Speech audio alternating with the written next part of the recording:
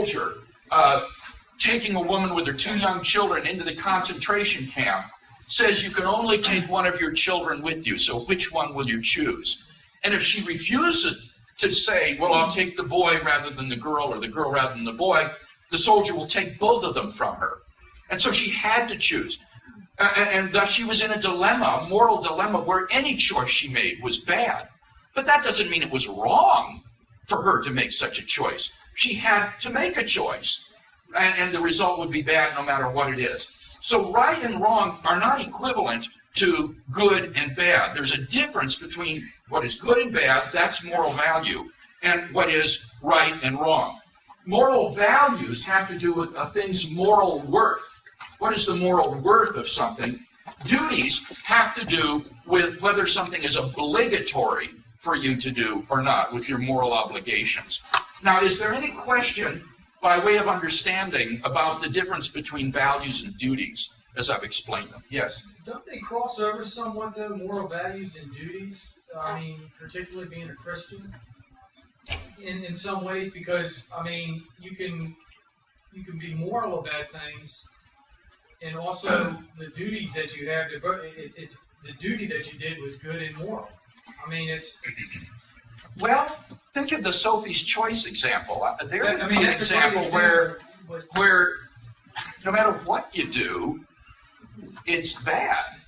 All you've got is bad choices. And yet, that doesn't mean it was wrong for her to do what she did. So, I mean, normally, or maybe I don't know if it's normal or not, but certainly some things may be the case where there's clearly a best thing for you to do, and that might also be your moral duty to do that. But that needn't be the case. I think we can distinguish the idea of something's being good and something's being obligatory. And that's the main point that I want to get at here, is that things can be good or bad, but that doesn't mean they're obligatory or prohibited. That's a different distinction. Sometimes they maybe overlap, but other times I think clearly they don't. And that's all I need for this distinction. All right, any other question? Now, the other terms that need to be defined would be the distinction between objective and subjective. Objective and subjective. What do I mean by these? Well, by objective, I mean independent of anybody's opinion. Independent of what people think about it. By subjective, I mean it depends on people's opinions. So to say that there are objective moral values and duties means that certain things are good or bad, or right or wrong, independently of what anybody thinks about it. It doesn't matter what their opinion is. If they're objective, then they are valid and binding independently of what people think. So, for example, to say that the Holocaust was objectively wrong is to say that the Holocaust was morally wrong, even though the Nazis who carried it out thought that it was right. And it would still have been wrong, even if the Nazis had won World War II and succeeded in brainwashing or exterminating everybody who disagreed with them, so that everybody agreed the Holocaust was good. That's what it means to say that moral values are objective as opposed to subjective. And what premise one is claiming is that if there is no God, then moral values and duties aren't objective in that sense. Now, is there any question about the difference between objective and subjective? Yes? The thing about, does everybody agree that it's right or wrong? I mean, like, we would say objectively sacrificing your children or killing your own child or cannibalism or something like that is wrong, no matter what. But there are other cultures, and there have been in ages past, that would disagree. Yes. So is that an objective wrong, or is it subjective because we believe that way and they didn't? If it is objectively wrong to cannibalize people, then those people or tribal groups that practice cannibalism are morally sinning. They're doing the wrong thing, even though they think that it's right. The wrongness of cannibalizing would be independent of whether anybody thought it was right or wrong. So if this is objectively wrong, then it doesn't matter that some cultures and societies practice that. They're simply mistaken.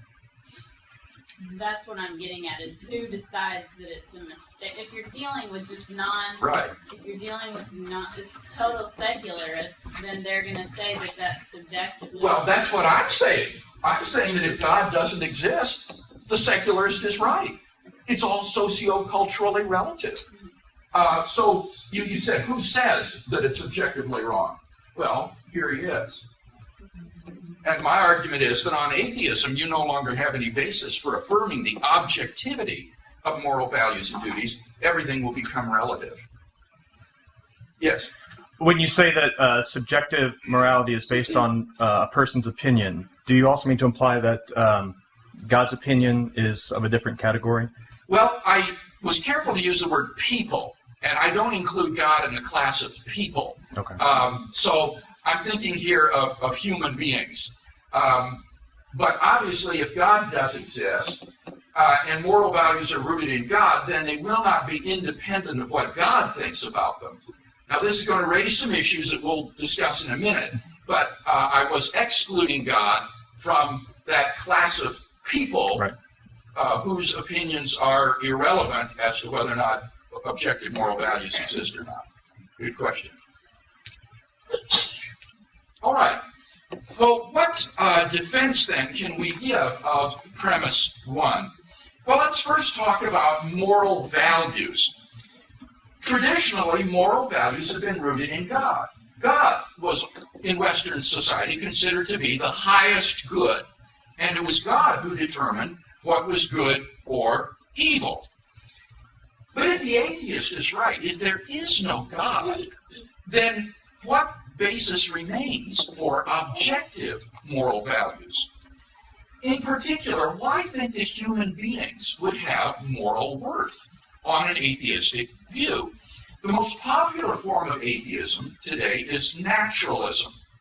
Naturalism is the view that the only things that exist are the things that are required by our best scientific theories. If our best scientific theories say that these things exist, then they exist. But if they're not found in our best scientific theories, naturalism says, then these things don't exist. Well, if naturalism is true, it immediately follows that there are no objective moral values because science is amoral. You can't find moral values in a test tube. None of our scientific theories postulate the existence of moral values.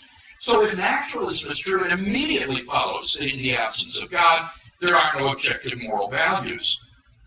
But even if the atheist is willing to go beyond naturalism and say, well, we can posit some things in reality beyond scientific theories, why on atheism should we think that human beings are morally special?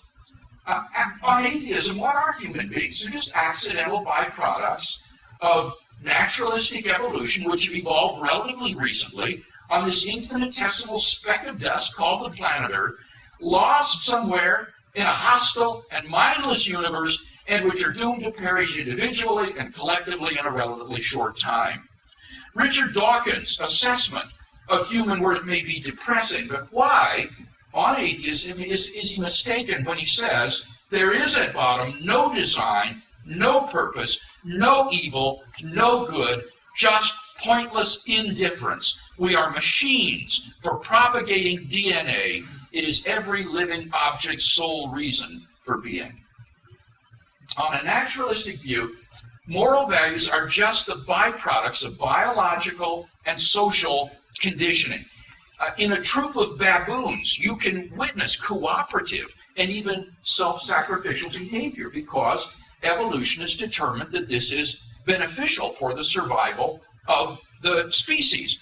And in the same way, the baboon's primate cousin, Homo sapiens, us, have similarly evolved a sort of herd morality that functions well in the perpetuation of our species. You scratch my back, I'll scratch yours. But on the atheistic view, there isn't anything about Homo sapiens that makes this morality objectively true. To think that human beings are morally special is to fall into the trap of speciesism, kind of like racism. But speciesism would be thinking that your own species is somehow special or distinguished.